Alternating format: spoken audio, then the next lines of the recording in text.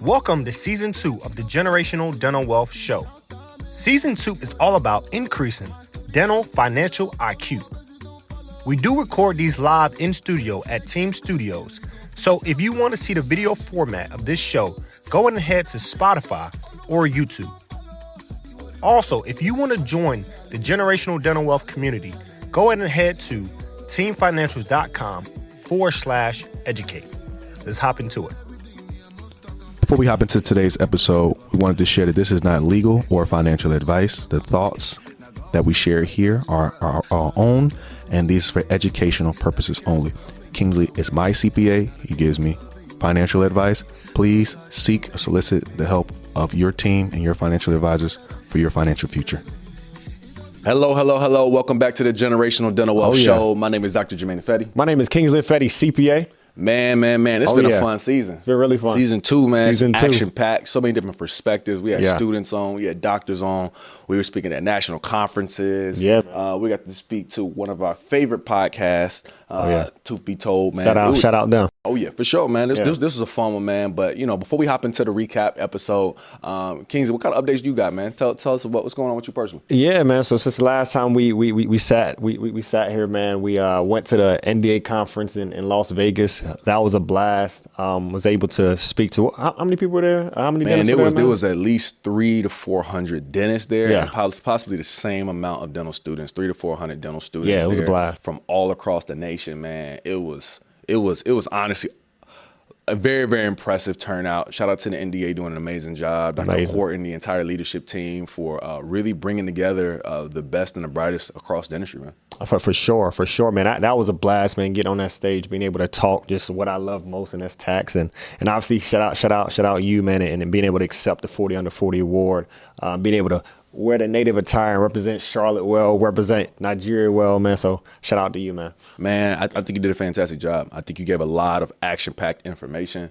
Again, we've spoken at multiple conferences before. This is probably one of the bigger ones, probably top 3 bigger ones for sure. So I'm just seeing you be able to give such action-packed information and such relatable that people can go back and implement this the next day. And that's what I'm all about. Give me implementable information. So I think you did a great job on that, man. For sure. As far as 40 Under 40, to God be the glory. I appreciate it, man. It's always an honor to be honored by your peers, So, for sure. Shout out to Dr. Octavia for nominating me for the award.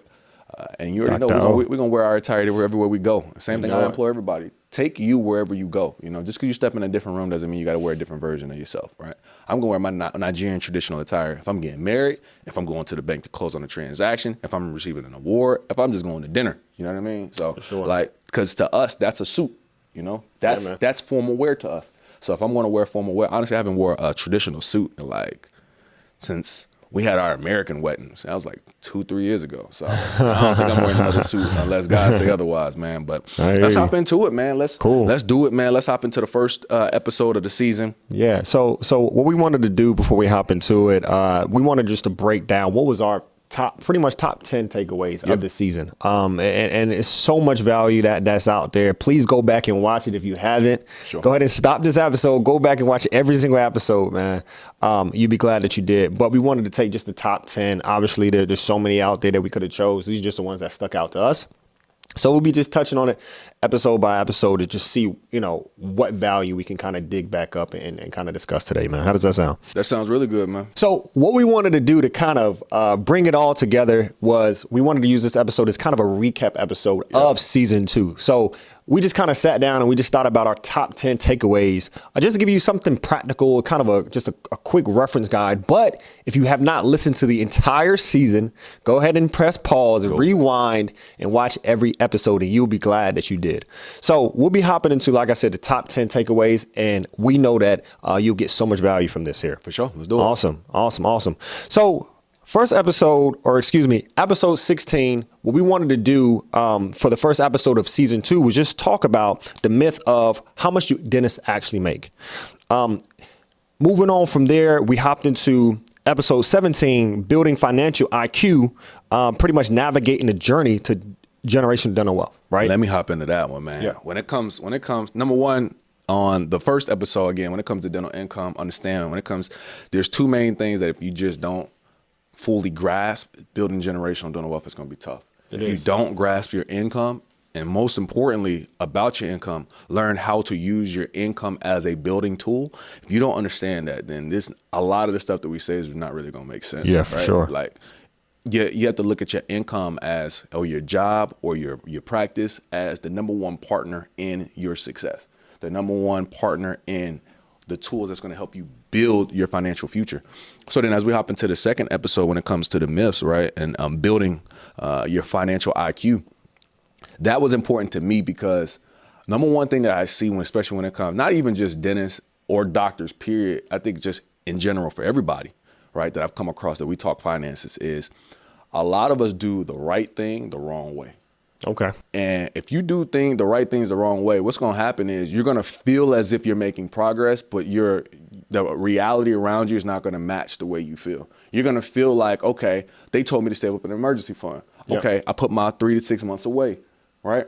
But if an emergency happens, are you actually ready to do something about it? So that's the same way when we had the guest who mailed in asking about the emergency fund. We talked about step number one, get $1,000 cash that you keep close, like cash, not on a card anywhere. Because we remember just earlier this year, AT&T crashed. People couldn't even make calls. Yep. So at least keep $1,000 on your cash so you can rectify any type of situation you need to in case Visa or MasterCard go down, right? Sure. Then from there, 3 to 6 months, don't just keep it in a mattress underneath your bed, right? Or don't keep it into a checkings or a savings account. Put it into a high yield interest savings account so you can get that 5% interest. Let's say if 3 to 6 months of your expenses is $100,000. Just by you putting it into the right account, right? That $100,000 is going to make you $5,000 because high yield savings accounts are getting 5% right now. Imagine what you can do with $5,000 extra dollars just by making the right decisions, right? So again, we got to move past just making the right decision, but we got to make the right decision and then we have to do it the right way. Because when it comes to finances, there's no participation trophies. You either do the right thing the right way, or you just deal with the consequences. But I know all of our listeners out there they're passionate about growing when it comes to finances and taxes and everything around that. So all I implore you is do the right thing the right way, and you're going to succeed. For sure, man. I appreciate it for that first takeaway. So episode 18 looks like, does your dental journey have to follow the norm? Obviously speaking with Dr. Octavia Miller, our first guest on the show for that season. So episode 19 is where I wanted to stop a little bit, and I'll give the title, How to Build Your Dental Brand with Dr. Octavia Miller.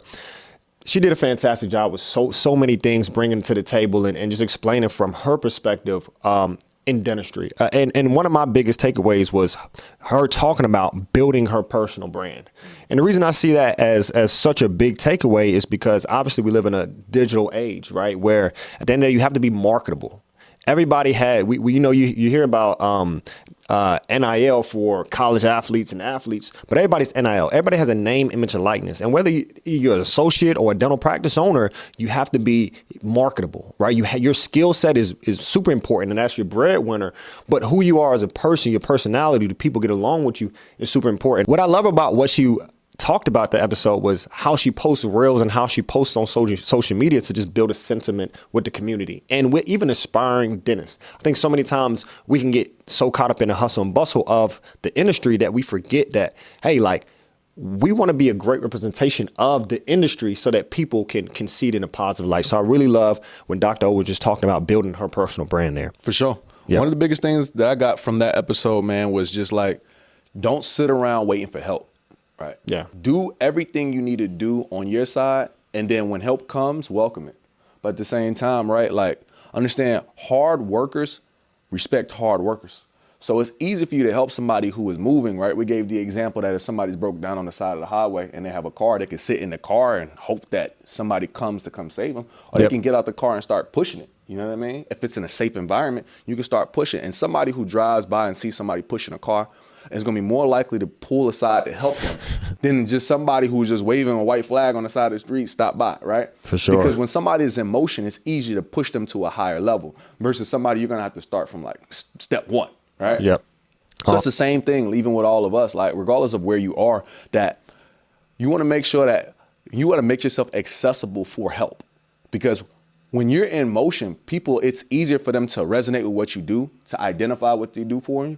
And for me personally, I've noticed that some of my greatest mentors have come along the times that I have been moving forward, right? Like Yep. even throughout the process of starting to practice, that's when I really started bonding and becoming closer with a lot of my mentors, because a lot of the struggles and a lot of challenges that I was going through is a lot of challenges that they previously went through. Therefore, when you have similar pain points, y'all can bond on a different level. So all I implore everybody out here is that you want to make sure that your hard work speaks for itself, okay? And that if you receive help, perfect, but we're never dependent on that. Awesome, man. So speaking about Dr. Octavia Miller, we had a great episode with Dr. Jabri Muhammad. In episode 23, it looked like we talked about building success in dentistry from the ground up, and we had that conversation with Dr. Jabri. Man, it was an honor talking to Dr. Jabri. That's my guy. Just seeing him being his teacher, and now seeing him be a full-fledged dentist now is an amazing thing to see. I was honored to be able to interview him. We're actually gonna be together. We saw each other when we was in Vegas, and now we're going to be all together and down in Atlanta for Earn Your Leisure. So that's going to be a great time.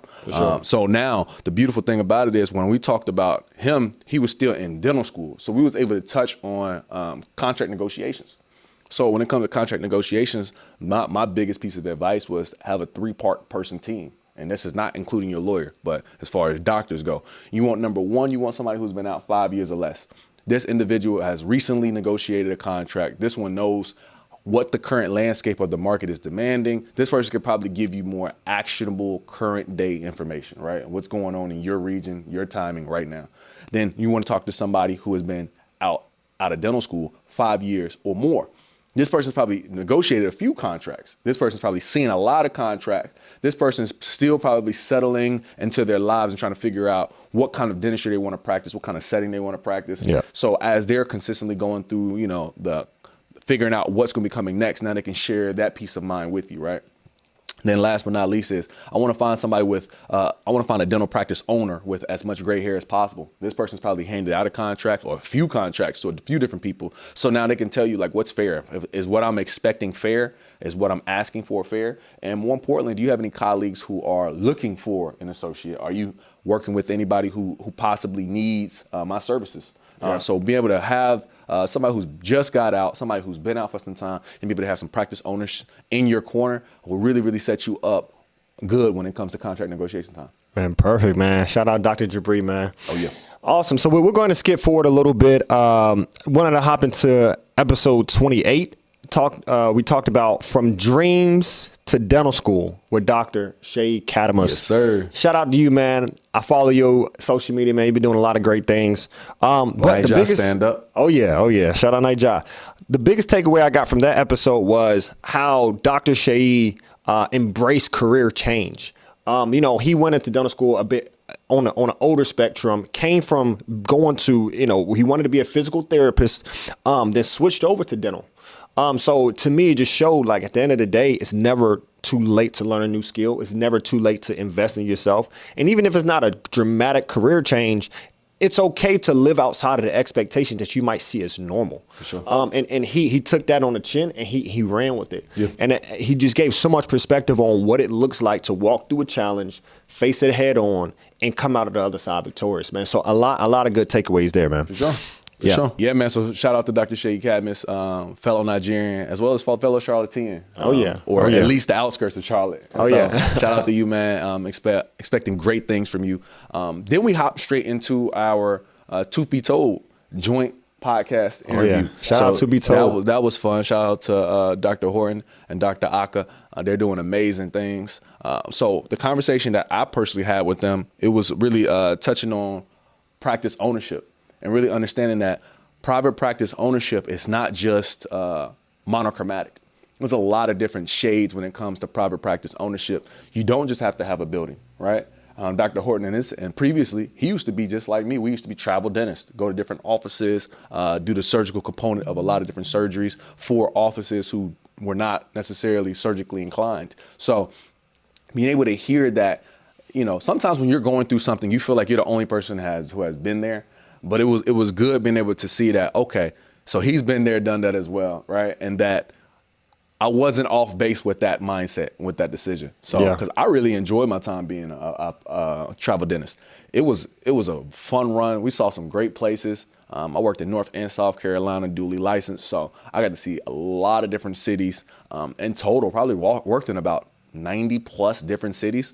So I'm gonna be able to talk to him on that and be able to look at the fact that, you know, if you decide that you want to settle down and start a private practice, right, an actual physical brick and mortar, then that's a good option. But in dentistry, that's not the only option to ownership, right?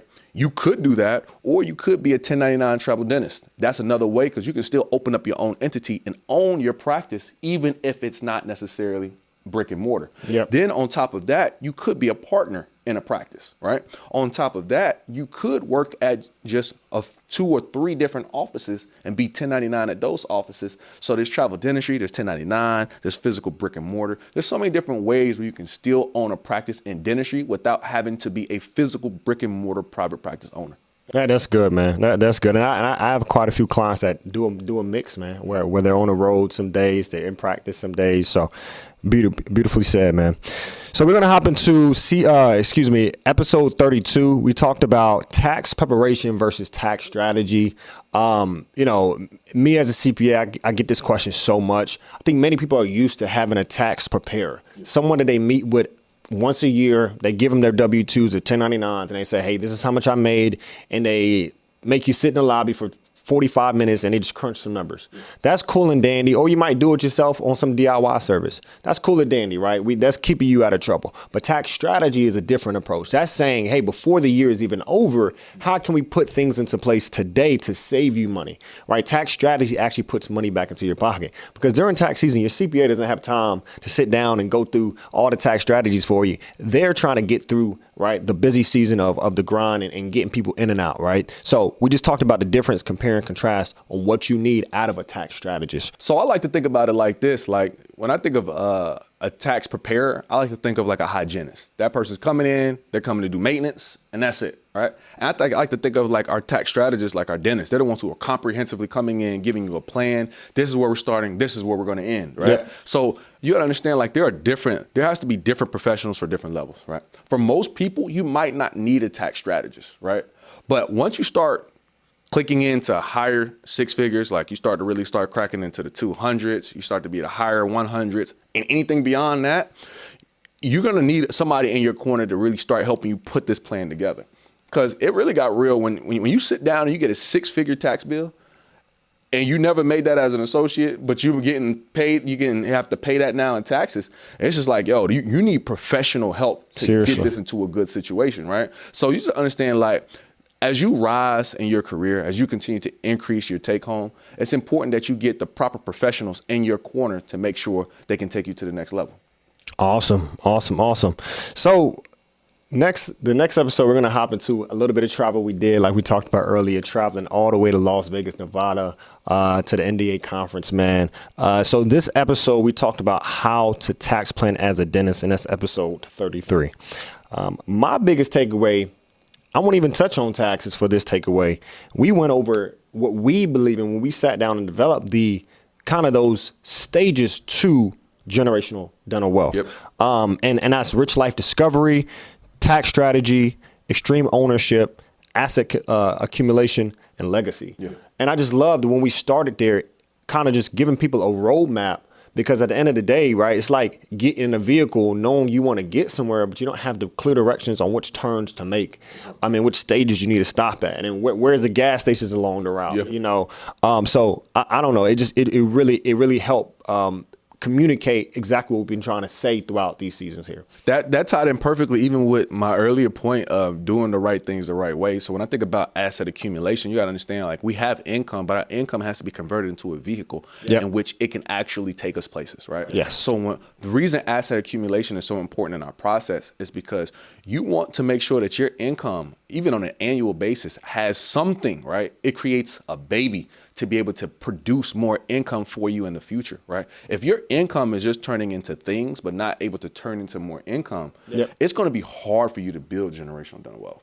You're going to be continually toiling where you got to keep replacing, versus instead, like a farmer, they're planting seeds, and those seeds are now creating fruits, and those fruits have seeds, and they're going to create, and that's going to be a continuous cyclical cycle versus us going to, let's say, a fast food restaurant, buying one meal, eating it, and it's done. Yeah. So that asset accumulation, doing things the right way, is like that farmer's mentality where it's like, I'm going to take the seeds that I have right now, which might not be that much, but I'm going to sow them in hopes that it's going to build something bigger that can continue on even after me.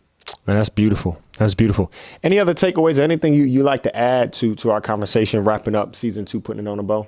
Man, I would say, honestly, my biggest takeaway from this season happened in Vegas, episode 34 and 35, when you spoke to the entire NDA.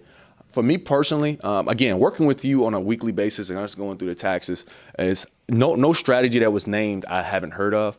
And technically, that's the entire point of the Dental Wealth Group, is for people to not be taken aback when they hear strategies. You should have heard a little bit about everything, right? Yeah. So then by the time you're in a new room, you feel very confident when you're hearing strategies, and you're just learning more about them, right? You're increasing your capacity when it comes to that strategy. But what I will say is the biggest takeaway I had from that experience was just being around other high income earners, rubbing shoulders with them and figuring out what's your process when you're trying to make sure that you're building generational dental wealth, to make sure that you're mitigating your taxes in a legal way, to make sure that you're paying what's only required from you and nothing more. Oh, yeah. How do you go about accumulating assets? How are you building your practice? How are you supporting your associates? How are you dealing with your family life? Like, so you understand, like, when you're around, and it's like we talked about earlier, you want to have high level people on your team.